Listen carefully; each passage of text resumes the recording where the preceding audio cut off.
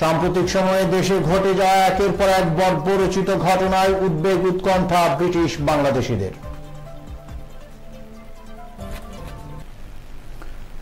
সাম্প্রতিক সময়ে দেশে ঘটে যাওয়া একের পর এক বর্বরচিত ঘটনা উদ্বেগের জন্ম দিয়েছে প্রবাসী বাঙালিদের মনে। পরিবার এবং দেশের খোঁজ নিতে যারা সামাজিক যোগাযোগ মাধ্যমে চোখ রাখেন তারা এখন দেখতে পাচ্ছেন সহিংসতা আর নিরাপত্তাহীনতার ভয়াবহ ঘটনার চিত্র। প্রবাসীদের এই উৎকণ্ঠার খবর জানাচ্ছেন সহকর্মী কামরুল হাসান শাওন। প্রবাসে থাকা লাখ লাখ বাংলাদেশি প্রতিদিন কর্মব্যস্ত জীবনে ক্লান্তি শেষে একটু সময় নিয়ে সামাজিক যোগাযোগ মাধ্যমে চোখ রাখেন নিজের দেশ, আত্মীয় স্বজন, সংস্কৃতি আর প্রিয় মাতৃভূমির খোঁজ নেওয়ার আশায়। কিন্তু সেই আশা খুব দ্রুতই হতাশায় রূপ নেয় যখন দেখা যায় দেশে চলছে নৈরাজ্য, নিরাপত্তাহীনতা আর নির্মম সহিংসতা চিত্র। রাজনৈতিক বিবাদের জেরে হারিয়ে যাচ্ছে তাজা প্রাণ। আমাদের যারা আত্মীয় স্বজন দেশে আছেন, মা বাবা, ফ্যামিলি, আমাদের সোসাইটির পাড়া প্রতিবেশী যারা আছেন, ওরা দেশে কতটুকু সেফ, এই বিষয়গুলো নিয়ে আমাদের আসলে সত্যি খারাপ লাগে। একটা নির্দলীয় সরকারের শাসন আমলে সেটা আমাদের আশানুরূপ বাস্তবায়ন হচ্ছে না।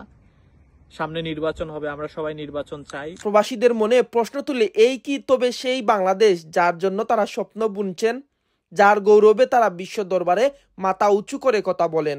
আমরা পত্রিকা খুলি, নেটে ঢুকি, কোন খারাপের রাহাজানি, সন্ত্রাসী, চাঁদাবাজি, ধর্ষণ, লুটপাট চতুর্দিকে যেন মহামারী আকার ধারণ করেছে। আমাদের আত্মীয় স্বজন পাড়া প্রতিবেশীদেরকে নিয়ে আমরা খুবই টেনশনে দিন কাটাই, রাত কাটাই। আমাদের রাতে ঘুম আসে না যে বাংলাদেশের অবস্থায় কি হচ্ছে। বহু প্রবাসী সামাজিক যোগাযোগ মাধ্যমে এইসব ঘটনার তীব্র নিন্দা জানিয়েছেন। অনেকে আশঙ্কা প্রকাশ করছেন দেশের ভবিষ্যৎ নিয়ে। কেউ কেউ বলছেন দেশে ছুটি কাটাতে যাবেন, সেই আনন্দের মধ্যেও এখন একটা অজানা ভয় কাজ করে।